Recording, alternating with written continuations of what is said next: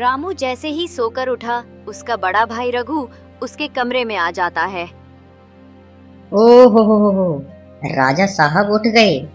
सुनो राजा साहब, मैंने पिताजी से वादा किया था कि मैं तुम्हारी देखभाल करूंगा, और मैंने अच्छी तरह से देखभाल की भी। लेकिन अब तो हद हो गई है।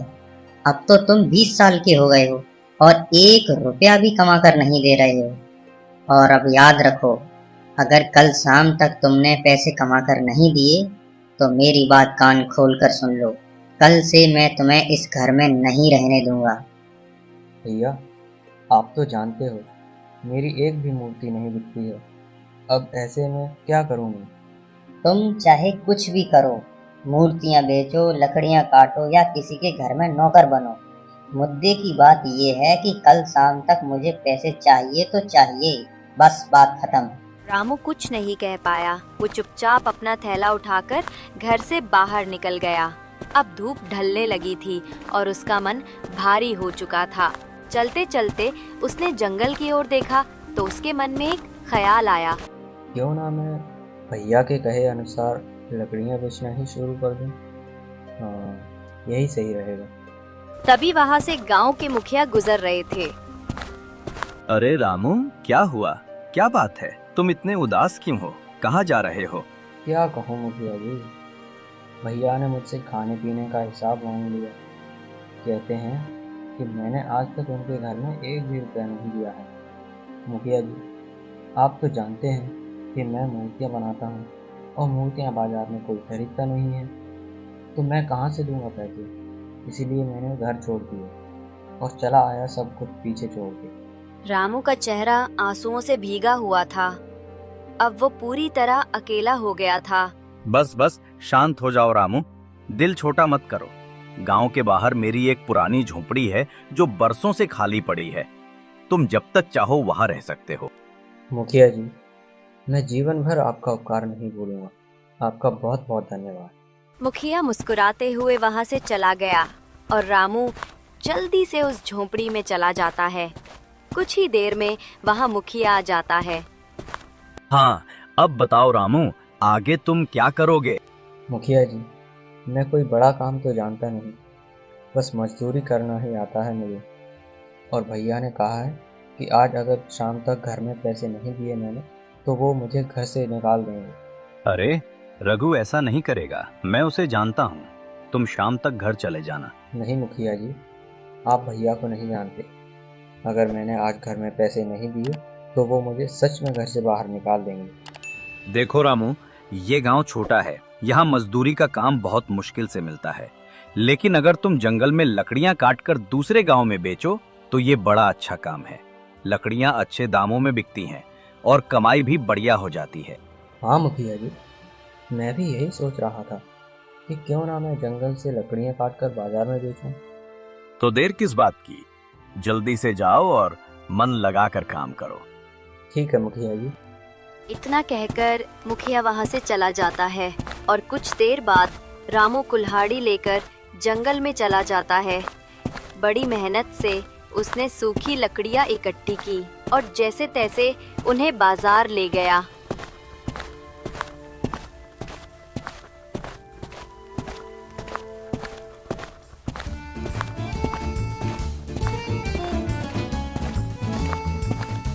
लकड़ियाँ ले लो, लकड़ियाँ, सूखी सूखी जलाने लायक लकड़ियाँ ले लो। रामू जोर जोर से चिल्ला चिल्ला कर लकड़ियां बेचने लगा। धीरे धीरे शाम होने लगी पर एक भी ग्राहक नहीं आया। लेकिन जब बाजार खाली होने लगा तब एक आदमी पास आया। अरे रामू, क्यों भाई, आजकल मूर्तियां छोड़कर लकड़ियां बेचने लगे हो? खैर, देखो रामू, मुझे ये सारी लकड़ियां चाहिए। बताओ कितने में दोगे? अगर आप सारी ले लो तो 10 सिक्कों में आपको दे दूंगा। क्या, 10 सिक्के? देखो रामू, 5 सिक्कों में देना है तो दो, नहीं तो मैं जा रहा हूँ। रामू मन ही मन सोचने लगा। अरे ये क्या मुसीबत है। अगर ये लकड़ियाँ नहीं बिकी तो भैया मुझे सच में घर से बाहर निकाल देंगे। अगर इसे बेच दूं तो कम से कम 5 सिक्के तो मिल ही जाएंगे। ठीक है भाई साहब, 5 सिक्के ही दे दीजिए। इसके बाद वो आदमी रामू को 5 सिक्के दे देता है और लकड़ियां लेकर चला जाता है। सिक्के हाथ में लेकर रामू संतोष और थकावट से भरा सोच रहा था। चलो कोई बात नहीं, कम ही सही, पर कम से कम घर पे कुछ तो लेकर जाऊंगा। अब भैया नाराज नहीं होंगे। तभी उसकी नजर एक अजनबी पर पड़ी। वो एक पिंजरा लिए हुए था जिसमें एक हरी भरी चिड़िया थी। वो उसके पास आया। अरे भैया, क्या आप ये चिड़िया मुझसे खरीदोगे? अरे दिन के आखिरी पहर में मैं ही मिला क्या मजाक करने को। अरे भैया, कृपा करके खरीद लीजिए ना। मैं अपने गांव में इस चिड़िया को बेचने की बहुत कोशिश कर चुका हूँ, लेकिन कोई नहीं खरीदता है। सुबह से शाम हो गई, दर्जनों दरवाजे खटखटा चुका हूँ, पर सबने इनकार कर दिया। आप तो ले लो कम से कम। रामू की आंखों में जिज्ञासा सी उभर आई। वो पिंजरे की ओर देखने लगा। चिड़िया लगातार उसकी आंखों में देख रही थी, जैसे कुछ कहना चाहती हो। अच्छा भैया, ये बताइए आप इस चिड़िया को बेचना क्यों चाहते हैं? कितनी प्यारी तो है। अरे क्या बताऊं भाई, दरअसल ये मेरी चिड़िया नहीं है। बात यह है कि कुछ समय पहले मैं एक साधु के पास गया था और उनसे कहा कि कुछ ऐसा चमत्कार करो साधु महाराज कि मेरी किस्मत ही पलट जाए। और फिर उन्होंने इस चिड़िया को मुझे दे दिया। फिर वे बोले कि ये चिड़िया तुम्हारी किस्मत बदल देगी। तब से लेकर अब तक ना ही मेरी किस्मत बदली, ना ही कोई चमत्कार हुआ। अब मैं इंतजार करते करते थक गया हूँ, इसलिए मैं इसे बेचना चाहता हूँ। हाँ भाई, मैं तुम्हारा दुख समझ सकता हूँ। किस्मत बड़ी ही बेकार चीज़ होती है।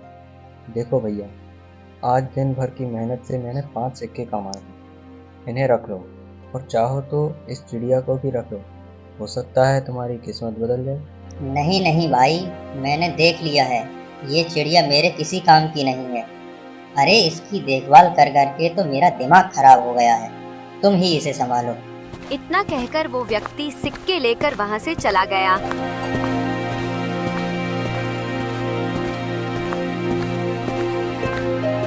कुछ देर बाद जब रामू घर पहुंचा तो उसने देखा कि उसके भैया और भाभी दरवाजे पर ही उसका इंतजार कर रहे थे। हाँ जी साहब, आ गए। आज की कमाई कहाँ है? कितने सिक्के कमाए? भाभी, दरअसल आज मैंने जो 5 सिक्के कमाए थे वो मैंने एक आदमी को दे दिए। अरे ओ चपड़ गंजू, ये क्या फालतू की टेंटें लगा रखी है? सीधे सीधे बता सिक्के कहाँ हैं? फिर रामू ने अपने भैया भाभी को चिड़िया खरीदने की सारी बात बताई। एक पल के लिए वहाँ सन्नाटा छा गया। तुमने 5 सिक्के पंछी पर उड़ा दिए? अरे ये तो हद हो गई भाई। हम लोग यहाँ भूखे मर रहे हैं और तुम चिड़ियों को खरीदते फिर रहे हो। हे भगवान, क्या करूं मैं इस नालायक का। देख रामू, मैंने तुझे बहुत बर्दाश्त कर लिया, अब सारी हदें पार हो गई हैं। अब तू और तेरी ये चिड़िया उठा और फौरन निकल जा इस घर से। और 1 महीने के अंदर 1000 सिक्के कमा के नहीं लाया तो अपना ये मुंह कभी मत दिखाना। रामू ने बहुत मिन्नतें की, लेकिन उसके भैया भाभी के कान पर जू तक नहीं रेंगी। आखिर रामू थक हार कर घर छोड़कर निकल पड़ा।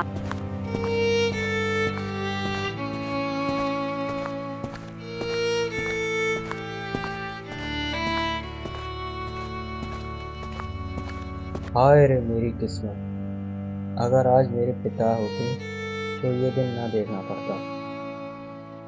थोड़ी देर चलने के बाद रामू को याद आया। अरे हाँ, क्यों ना आज रात मुखिया की झोपड़ी में ही रुक जाऊं। हाँ, ये ठीक रहेगा, बाकी कल सुबह देखेंगे। ऐसा सोचकर रामू झोपड़ी में आ जाता है और चिड़िया के पास बैठकर उससे बातें करने लगता है। देखो प्यारे परिंदे, मैं बहुत मजबूर हो चुका हूँ। मेरे पास ना तो घर है और ना ही खाने को कुछ है। ये एक टूटी फूटी झोपड़ी है, वो भी पराई है। यहाँ खुद कुछ खाने को नहीं है तो मैं तुझे क्या खिलाऊं? कोई बात नहीं, अब तुम मेरे नए मालिक हो। वैसे भी मुझे भूख नहीं है। चिड़िया के मुंह से ऐसी साफ आवाज सुनकर रामू चौंक गया। अरे अरे, तुम तो इंसानों की तरह बातें करते हो। ये क्या सुन रहा हूँ मैं? क्या ये कोई सपना है? हाँ, मैं बोल सकती हूँ। तुम वास्तव में कोई सपना नहीं देख रहे हो। मैंने तुमसे बात इसलिए की क्योंकि तुम सबसे अलग हो। जिस आदमी ने मुझे तुम्हें बेचा वह एक नंबर का लालची और स्वार्थी व्यक्ति था। उसने कभी मुझसे बात तक नहीं की। वह केवल चमत्कार की उम्मीद में जीता रहा। लेकिन तुम उससे बहुत अलग हो। रामू की आंखें नम हो गईं। उसने गहरी सांस लेते हुए कहा, मैं चमत्कार में नहीं, मेहनत पर विश्वास करता हूँ और हालात कभी कभी इंसान को मजबूर बना देते हैं। पर मुझे ये देखकर अच्छा लगा कि तुमने मुझसे बात की। अच्छा चलो, मैं तुम्हें अपनी कहानी सुनाता हूँ, कैसे मैं मूर्तियाँ बनाता था। रामू फिर अपनी कहानी उस चिड़िया को सुनाने लगा। बचपन की यादें, मूर्तियां बनाना, पिताजी की मौत, भाभी के ताने और घर से निकाले जाने का दुख। चिड़िया चुपचाप रामू की बातें सुनती रही। तुम बहुत अच्छे कलाकार हो और तुम्हारा दिल भी बहुत बड़ा है। इतनी कठिन स्थिति में भी तुमने अपनी सारी कमाई इस व्यक्ति को दे दी। मैं विश्वास के साथ कहती हूँ कि तुम जरूर सफल होगे। अरे दूर दूर तक मुझे अपनी सफलता नजर नहीं आ रही है और तुम कहती हो कि मैं सफल हो जाऊंगा। खैर, तुमने ऐसा कहा ये सुनकर अच्छा लगा। सोच कर देखो, 1000 सिक्के कमाने हैं, ये कोई बच्चों का खेल नहीं है। 5 सिक्के कमाने में ही मेरी जान निकल गई, 1000 कहाँ से कमाऊंगा। चिंता मत करो, मैं तुम्हारी सहायता करूंगी। मैं तुम्हें मूर्तियों के ऐसे गुण और बारीकियां बताऊंगी जिससे तुम्हारी कला और भी निखर जाएगी। लोग दूर दूर से तुम्हारी मूर्तियां खरीदने आएंगे। क्या बात कर रही हो? तुम मूर्तियां बनाने की बारीकियां भी जानती हो? हाँ, बिल्कुल जानती हूँ। क्या तुम्हें विश्वास नहीं है? अरे वाह, ये बताओ, साधु ने तुम्हें उस व्यक्ति को क्यों दिया था? देखो, ये तो मुझे नहीं पता। साधुओं की बातें साधु ही जाने। इस तरह बातें करते करते वो रात बीत गई। कुछ दिन ऐसे ही बीत गए।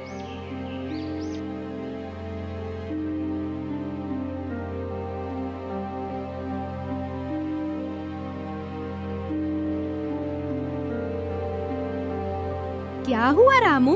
अब तुम क्यों उदास हो? क्या बताऊं दोस्त, भैया ने मुझे सिर्फ 1 महीने का समय दिया था। अब उसमें से कुछ ही दिन तो बचे हैं और मैंने केवल 30 सिक्के ही कमा पाए हैं। बाकी के सिक्के कहाँ से लाऊं? तुम चिंता मत करो, मैं तुम्हें एक उपाय बताती हूँ। अगर तुम इसे अपनाओगे तो सिर्फ 1000 ही नहीं बल्कि लाखों पैसे कमा सकते हो। क्या कहा? लाखों? ये कैसे संभव है? अरे सब संभव है, बस तुम मेरी बात मानते जाओ। हाँ ठीक है, मैं तैयार हूँ, लेकिन मुझे सिर्फ मूर्तियाँ बनाना ही आता है। अगर तुम्हारे पास कोई और रास्ता है तो वो मैं कैसे करूँगा? अरे, मेरा सुझाव भी मूर्ति बनाने से ही जुड़ा हुआ है। मैं किसी विशेष मूर्ति की बात कर रही हूँ। अगर तुम उसे मेरे बताए अनुसार बनाओगे और सही जगह पहुँचाओगे तो यकीन मानो तुम्हें उसकी भारी कीमत मिलेगी। रामू ने सहमति में सिर हिला दिया। फिर चिड़िया सारी बातें बताने लगी। रामू ने रात भर कड़ी मेहनत करके एक सुंदर राजकुमार की मूर्ति बना दी।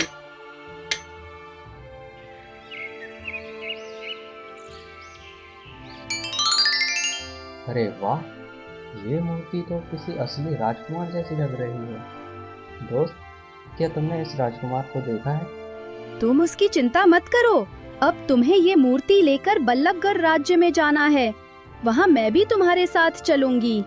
रामू तैयार हो गया और वो मूर्ति और चिड़िया के साथ बल्लभगढ़ की ओर रवाना हो गया। कई दिनों की यात्रा के बाद वो महल पहुँचे।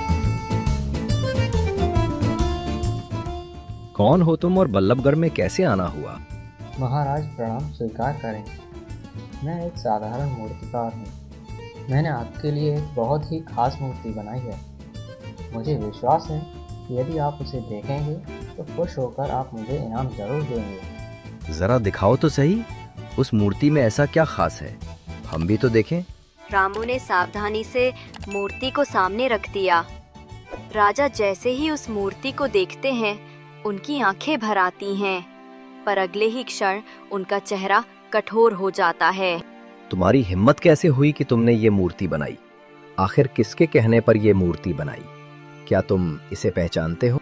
नहीं नहीं महाराज, मैंने इन्हें कभी नहीं देखा। तो फिर तुमने इसकी हूबहू मूर्ति कैसे बना दी? कहीं तुम इसके बारे में और तो नहीं जानते? तभी चिड़िया ने रामू के कान में फुसफुसाया।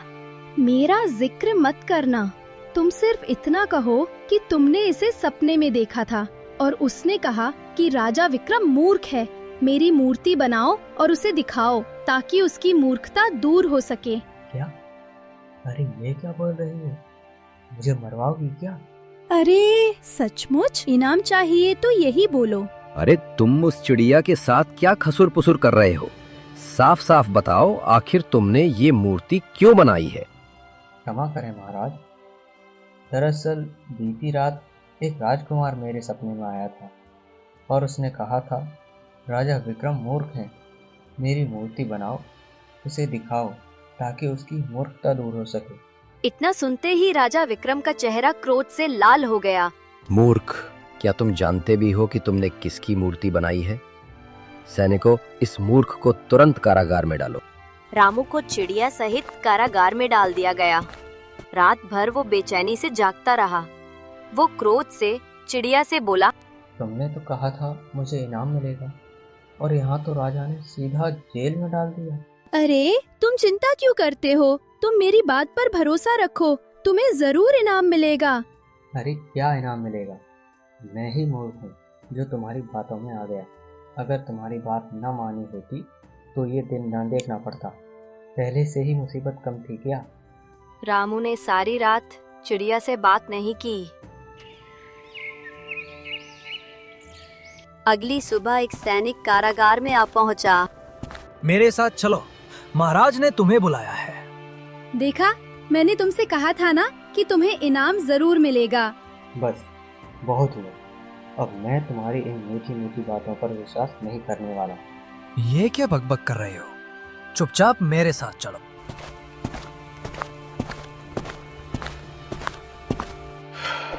कल जो तुमने मूर्ति दिखाई थी, तुम्हें पता है कि वो मूर्ति मेरे छोटे भाई की थी और उसने तुमसे कहा था कि मैं मूर्ख हूँ, और जब तुम उसकी मूर्ति बनाकर सामने रखोगे तभी मुझ में अकल आएगी। महाराज, आपको कोई गलतफहमी हुई है। मैंने ये मूर्ति किसी राजकुमार की बनाई थी, आपके भाई की नहीं। अरे मूर्ख, वो मूर्ति मेरे छोटे भाई अशोक की थी जो कई दिनों से लापता है। मैंने पूरे राज्य और जंगल में उसकी खोज करवाई, मगर अभी तक उसका कोई पता नहीं चला। महाराज, मैं सही बताऊं तो मुझे सच में नहीं मालूम था कि वे आपके भाई हैं। फिर तुमने मुझसे ऐसा क्यों कहा था कि सपने में मेरे भाई ने तुमसे कहा कि मैं मूर्ख हूँ? ये बात मेरा भाई अक्सर मुझसे मजाक में कहा करता था। अब सीधे तरीके से बताओ, मेरे भाई को तुमने कहाँ देखा था? महाराज क्षमा करें, ना तो मैं आपके भाई को जानता हूँ और ना ही आप दोनों की बातों को। दरअसल बात ये है, कुछ दिन पहले ही मैंने इस चिड़िया को खरीदा था। किसी ने कहा था कि इसकी बताई हुई मूर्ति बनाओ और वो मूर्ति आपको दिखाओ। इसने कहा इससे आपको खुशी होगी और मुझे इनाम मिलेगा। मुझे क्या पता था कि मुझे कारावास होगा। क्या तुम इसी चिड़िया की बात कर रहे हो? जी हाँ महाराज, ये चिड़िया इंसानों की तरह बात करती है। कल इसने कहा था कि मेरा नाम मत लेना, इसीलिए मैंने इसका नाम नहीं लिया। राजा विक्रम ने चिड़िया से पूछा, क्या ये सच कह रहा है? हाँ, ये सच कह रहा है। क्या तुमने मेरे भाई को देखा है? हाँ, देखा है, लेकिन बताऊंगी नहीं। फिर चाहे तुम रामू को मार ही क्यों न दो। बस बहुत हुआ मूर्ख चिड़िया, मैं तुम्हें अंतिम मौका दे रहा हूँ। बताओ, तुमने मेरे भाई को कहाँ देखा है? मूर्ख मैं नहीं, मूर्ख तुम हो राजा विक्रम। तुमसे बड़ा मूर्ख मैंने संसार में नहीं देखा। ये सुनते ही राजा विक्रम को क्रोध आ गया और उन्होंने तलवार निकालकर चिड़िया पर वार कर दिया। उसी क्षण रंग बिरंगे प्रकाश में चिड़िया गायब हो गई और एक सुंदर राजकुमार प्रकट हो गया। अरे अशोक, तुम ये सब क्या? बड़े भैया, मेरे श्राप से मुक्त होने का यही एकमात्र उपाय था। दरअसल कुछ समय पहले मैं जंगल में शिकार खेलने गया था। गलती से मैंने एक चिड़िया के जोड़े पर तीर चला दिया और वो चिड़िया मारी गई। वहीं एक साधु बैठा हुआ था।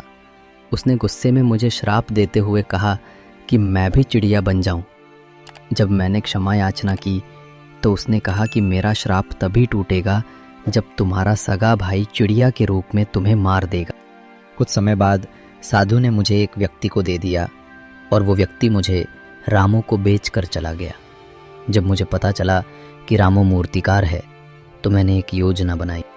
मैंने अपनी मूर्ति बनवाई और रामू से वही शब्द कहे जिन शब्दों से मैं अक्सर आपको चिढ़ाता था, ताकि आपको मेरी याद आए। मुझे पता था कि आप जल्दबाजी में रामू को कारागार में डाल देंगे और मैं ये भी जानता था कि रामू डर जाएगा और यही कहेगा कि मैंने आपको ऐसा करने को कहा था। और जब चिड़िया के रूप में आप मुझसे कुछ पूछेंगे तो मैं कुछ ऐसा कहूँगा कि आप गुस्से में मुझ पर वार करेंगे और उसी क्षण मेरा श्राप टूट जाएगा। मेरे भाई, मैं सच में मूर्ख था, मुझे माफ कर दो। रामू, तुमने मुझे मुक्ति दिलाई है। मैं तुम्हें 1000 नहीं बल्कि 1,00,000 सोने के सिक्के देता हूँ। राजकुमार ने रामू को 1,00,000 सोने के मुद्राएं भेंट की। रामू तुरंत अपने भैया और भाभी के पास चला गया और उन्हें सारी कहानी बताई। उसके भैया और भाभी ये सुनकर भावुक हो गए और रामू से क्षमा मांगी। फिर वे खुशी खुशी अपना जीवन बिताने लगे।